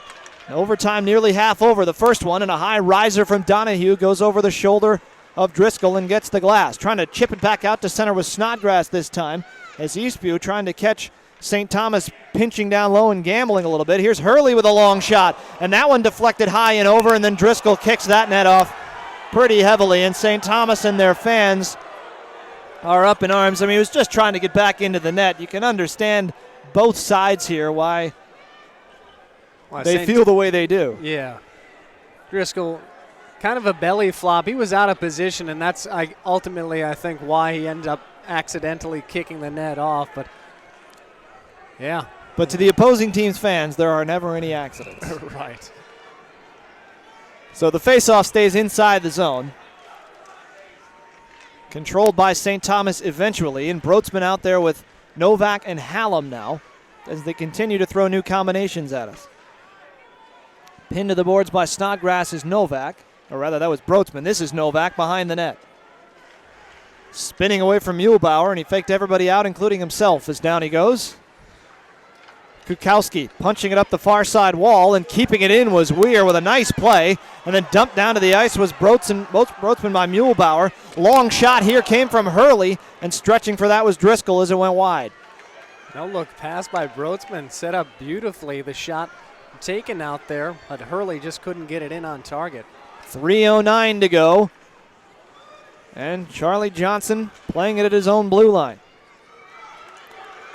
Now back comes Nevin Gupta. Gupta firing, and Driscoll spilled it, but his defenseman Kukowski was right there to sweep it away with no blue shirts in the area.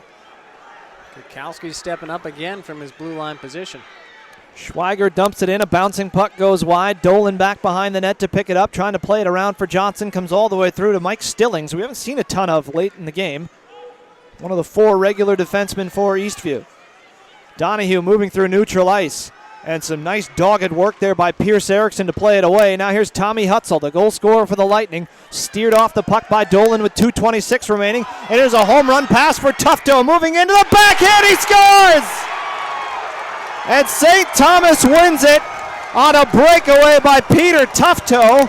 Very similar to the goal that won the game for Egan earlier tonight. Eastview is out, and St. Thomas survives again. Peter Tufto with his 17th of the year as the hero for the Cadets.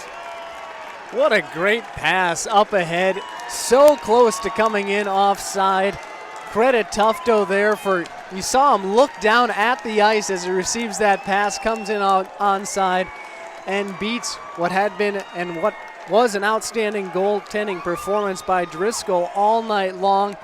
Driscoll went low, trying to protect the low, and Tufto went top shelf, fitting it perfectly underneath the crossbar.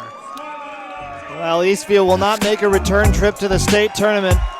They did everything they could to try and unseat this St. Thomas team, but in the end, Seamus Donahue finds Peter Tufto through the trees. Tufto finishes it off with a backhand, and you were here for both games tonight. You did both games. Have you ever seen 2 games that were such carbon copies of each other? No, I was exactly thinking that same sort of thing as we got the 1-1 tie heading into overtime. And I was figuring, just because the way the first game ended, hey, someone's probably going to score inside of maybe a minute left in the overtime, which is what we had happen in the first game. A little bit off there, but still in the back end. 5:39 the time of the goal, so this overtime about a minute and a half shorter, a minute and 40 seconds shorter to be exact, actually, than the first game in which Egan beat Cretin-Durham Hall, and it will be St. Thomas and Egan, the Cadets and the Wildcats, Thursday night at 7 o'clock on this very rink for the Section 3AA Championship and a chance to go to the state tournament. Well, a fantastic night of hockey here at the Warner Coliseum. That'll do it for us Kevin Hagstrom, I'm Charlie Beatty. 2-1 the final. St. Thomas beats Eastview. They move on to Section 3AA Finals. Thanks for joining us here on Northstar Sports.